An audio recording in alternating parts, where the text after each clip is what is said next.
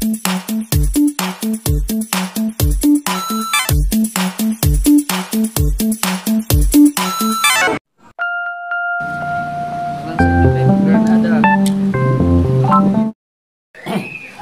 yung kasama nyo?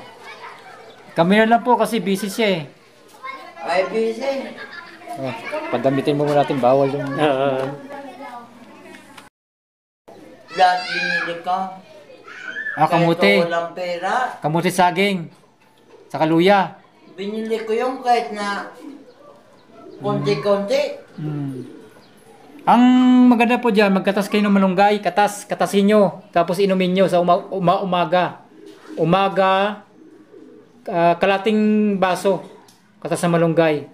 Bawat umaga yon. Pero araw-araw po kayo maligo. Umaga, maligo kayo. Paggising nyo, maligo na kayo. Yun po, umaga po. Pagkagising nyo, maligo kayo. Tapos, magkatas kayo ng malunggay. Makakatulong po yun sa inyo.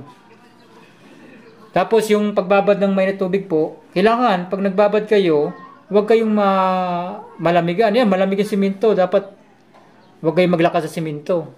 Mga may nakutong mga buto-buto. Ito. Hindi, ibabad nyo sa mainit tubig yan.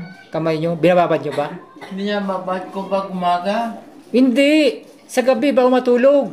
Sa gabi? Gabi bago matulog kasi sa umaga maghahawak ka pa ng tubig yan. Bawal yun. Pag gumigising ako yon. Pag bumabad kayo ng umaga, hindi may iwasan na hindi kayo makakahawak ng mainit tubig. Bawal yun. Kasi mananakit lalo yung kasukasuan. Kaya ang pagbaba doon bago matulog. Ito mga masakit mong kasukasuan itong mga buko-buko?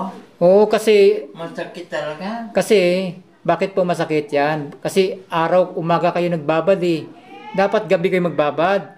Kasi maghugas kayo ng pinggan. Diba? Magsasaing kayo dyan. Hindi nakahawak kayo ng tubig na malamig. Hindi wala rin yun. Yung sakit ninyo, maladagdagan yun. Kaya yung pagbabad dyan, sa gabi talaga bago matulog. Kasi wala na kayong gagawin. Matutulog na lang kayo. Yun po yung gawin ninyo.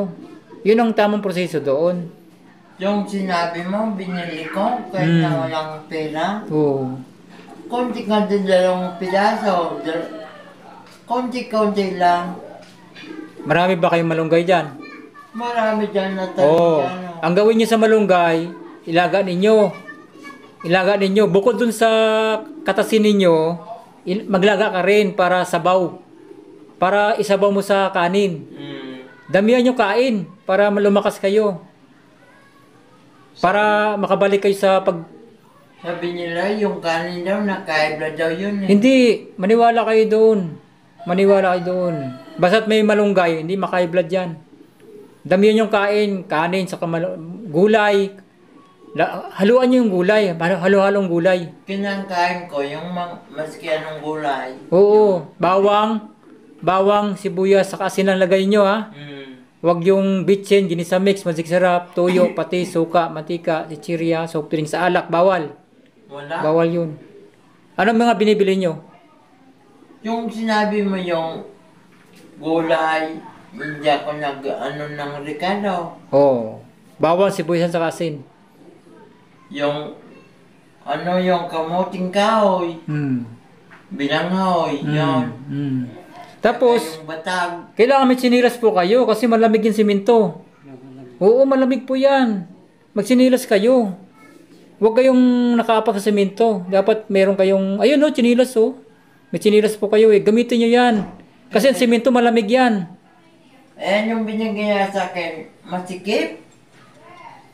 Hindi makakasya. Hindi mag-ano kayo ng sinilas.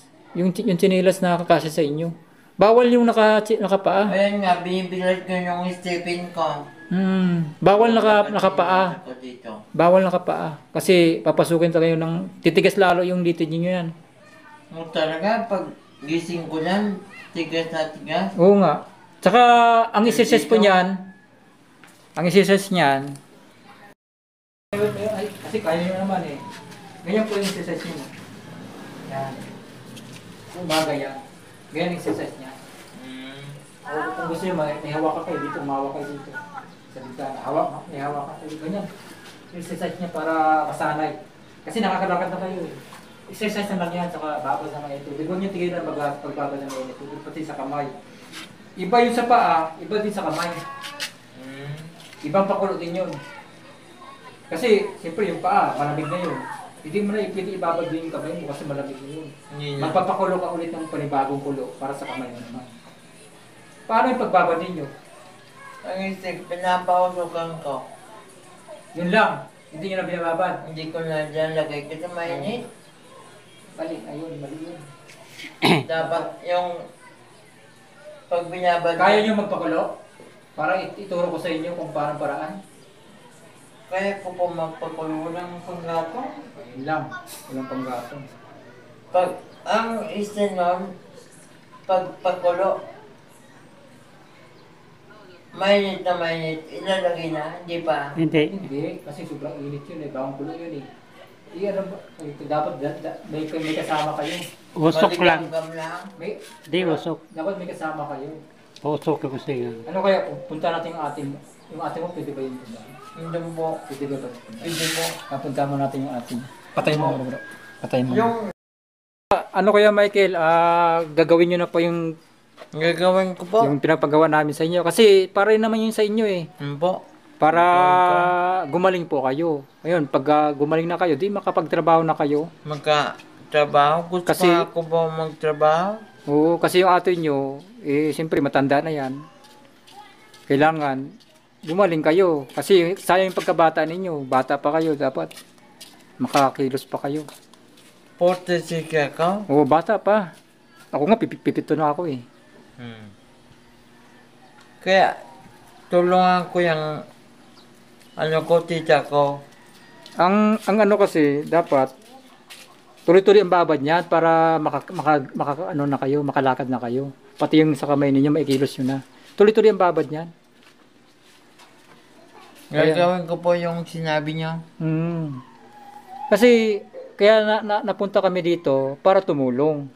Ngayon, siyempre kami, kumusang tumulong, malaking bagay po sa inyo yun. Kasi itinuro namin, ang dapat nyong gawin para yung sakit ninyo malunasan. Kasi ang ginagawa namin solusyon eh. Solusyon dun sa sakit. Ngayon, dumating na sa inyo yung lunas, kayo talaga gagawa. Gawin nyo. Kasi gusto nyo, di ba, sabi nyo, gusto nyo magtrabaho. Paano kayo magtrabaho yan kung may sakit pa kayo? Di ba ang solusyon doon para makapagtrabaho kayo, tanggalin yung sakit? Ayan na po, tinuro na namin yung paraan para matanggal yung sakit ninyo. Basta po yung tinuro nyo, yun po yung gagawin na. Oo, kasi yung ginawa nyong una, mali yun. Yung iba, ano nyo lang, is parang nakaano lang sa init, saka sa usok, ganun lang. Hindi nyo binabad talaga.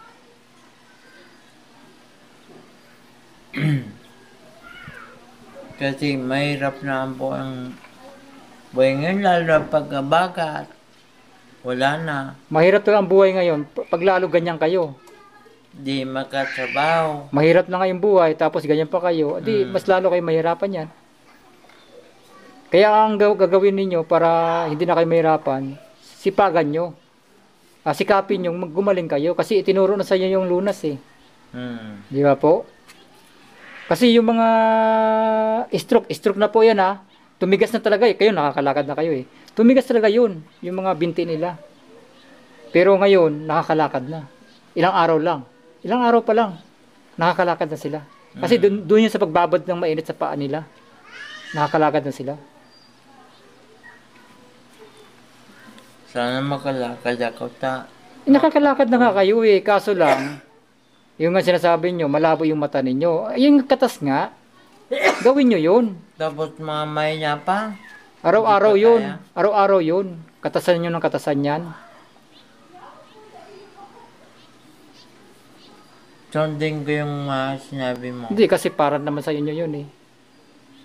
Yung mga sinasabi na yun, para yun sa'yo. Para yun sa buhay mo na yung hinaharap na buhay. Kasi yung nakaraan mo, nakaraan na yun eh. Kailangan mag-isip ka rin. Dapat magsikap ka. Sikapin mo. Huwag mong isipin yung sakit mo. Ang isipin mo yung kumita ka. Yun ang isipin mo. Huwag mong isipin yung, kasi pag iniisip mo yung sakit mo, walang mangyayari sa inyo. Wala. Kaya mo na yan eh. Kaya mo na yan. Kaso lang, natatalo ka dun sa iniisip mo na may sakit ako, may sakit ako. Huwag yun. Ay isipin mo, wala ka ng sakit, kaya mo na maghanap buhay. Kasi nakakalakad na kayo eh. Nakakalakad na ako. Oo. Yung problema nyo, mata nyo, di magpatakay ng malunggay, katas na malunggay, patakan ninyo. Para luminaw yung mata ninyo. Maraming, ayun na, binibigyan ng solusyon eh. Anong piga lang? Hindi piga, kakatasin talaga yun. Sa tela. Ah, Sa tela. Kakatasin nyo sa tela. Yung kukunin nyo sa blender, i-blender, kumuha ka ng konti doon, ikatas mo sa mata mo. Yung pag nakatasan na yung mata mo, di kabila naman, dalawang mata. ang page. Mahapdi yun. Ah, di ba nasubukan nyo na? Nasubukan Oh, ko di. ma-update. Oo nga, mahapdi lang yun. Pero hapdi lang yun. Ang malaga doon makakita kayo. Hapdi lang yun eh. Ang malaga doon makakita kayo. Ayun.